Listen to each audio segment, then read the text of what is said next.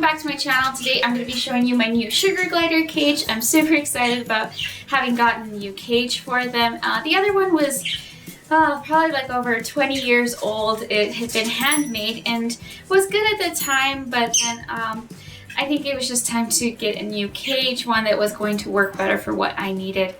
So I'm going to be showing you the cage in my vlog that's coming up, probably going to be later this week. I'll show you how we built the cage and all of that, but this is going to be a tour of it. But before we get started, don't forget to hit that subscribe button down below so that you never miss any of my videos about animals. And let me know what types of sugar glider videos you would like to see next. I do have a video about care. I have a video about how to feed sugar gliders, so let me know what you guys want to know about sugar gliders. Okay, so this is my new sugar glider cage, and it's kind of smaller than the other one, but it's not any smaller than the area of the cage that they were using, because they wouldn't go to the bottom, and on this cage they actually do. So it's actually technically bigger than the amount of space that they were using before on the other cage. And they're next to the chinchillas. Chinchillas are there, and the cage is up there. So let's take a closer look at their cage. So these are their food bowls, and basically my morning routine would be to check the food bowls. So this is where their bugs go. Well, this one is their pellets, and they don't eat a lot of pellets. It's basically just there for them if they do want that. It has, you know, all their vitamins, minerals, calcium, so they're able to get that stuff from there, but they don't eat a lot of this, and it just stays full for them. This one, it's empty now. They ate all of their bugs, so this would have been their bugs, and it is canned insects, so just as good as the real thing basically. But you see, with this bar spacing, I can't actually give them live food. Except for like worms. I can put worms in the dish sometimes, which I do. They like that.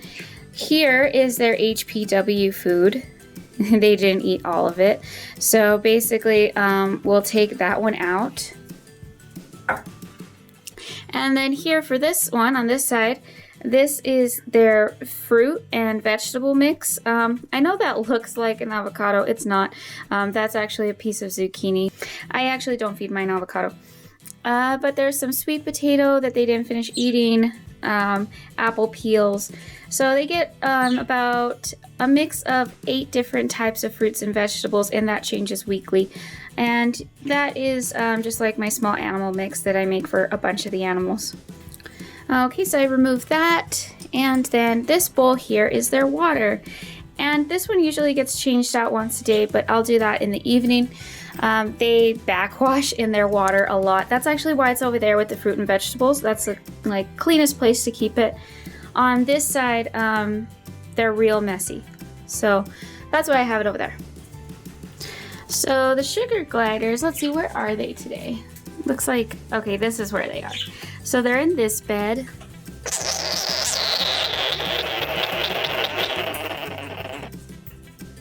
There's a face. I'm having trouble focusing on it. There. It's too close.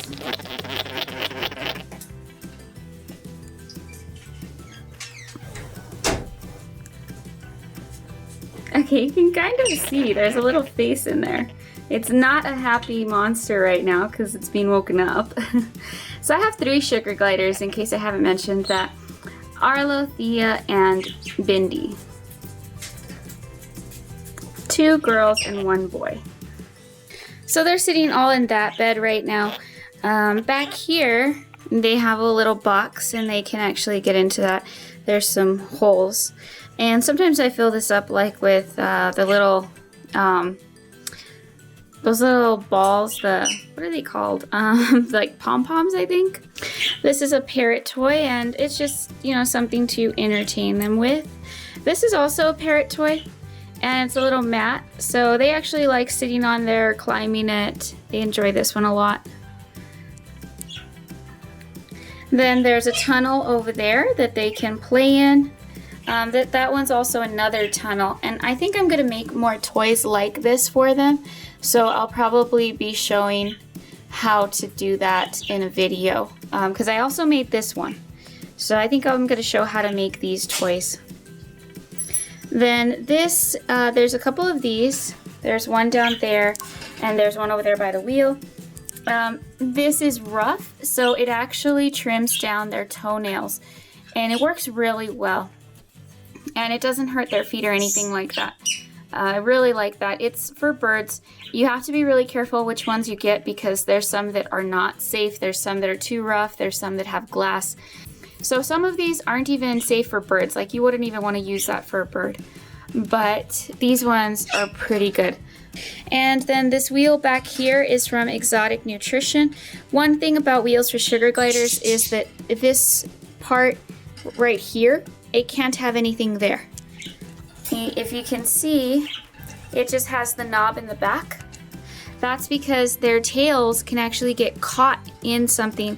If there's like, you know, a bar all the way through this, their tail can get caught in that bar when they're running, and that'll just be a disaster, just really, really bad accident for them. So you want to make sure that their tail is going to be safe when they're running. And then I have the little stick right here so that they can easily jump into their wheel. And they absolutely love the wheel. They use it so much. And then this one over here is another bed for them. They can get in there. It's actually a little parrot bed, and it has a little bed inside of it. And sometimes they're in that one. They like that bed too. And then this is the one that I made on the live stream. If you guys were watching on YouNow, I actually made this rope toy for them. And they use that one as well. I also have this one.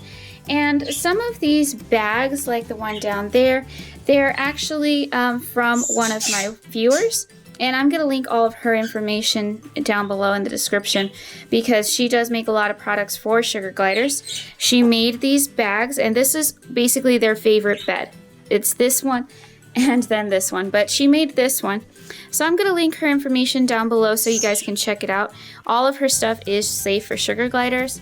She also made this tunnel here, and they don't sleep in this. This is for them to play with, but they do get in there because I find poop in there often. Down here I just have a little mat. It was a bag, but nobody's really using it right now, so I just put it here so that they can actually sit down on there if they want to. Sometimes they run off with their food and they'll sit down there by themselves. And then there's this toy. This toy is really cool, but every time I wash it, it comes undone and I have to tie it up again, so that's why it looks weird. But they really do like that, and I hang it in different places. Basically, every time I wash the cage, I just redo everything completely. I wash all their stuff once a week, so right now this one's down here. Then over there, they have a coconut, and they've slept in that before, but in this cage, they really haven't used it too much. But they do play in it. And here's another bag for them. This one, they seem to not like too much, but it has a little hole there, and then the top's also open. I think they play in it, but they don't use it for sleeping ever. They never have. And so this is the whole cage. I am going to link where I got the cage from. It's from Amazon. It's supposed to be a bird cage. But just so that you guys know, if you do want to order this cage, it's not exactly the best. I really like it. It is what I wanted, but it doesn't, it came kind of broken, and some of the things just don't work very well. So with these doors, sometimes they're difficult to close. You have to really pay attention to what you're doing and make sure that the bar is going through the right place, or else they will open it. But that's not really too bad. I think the thing that was worse is that, for example, these doors just swing open, and basically you just, let's see, this one opens out. So you would just pull it and it would come out. An animal would very easily be able to push this from the inside and just push it open. So all of these doors are zip tied. And then there's also some bars in the back that are zip tied. One of these was actually not done, like the hole wasn't actually in this, and I think that's in the back of the cage.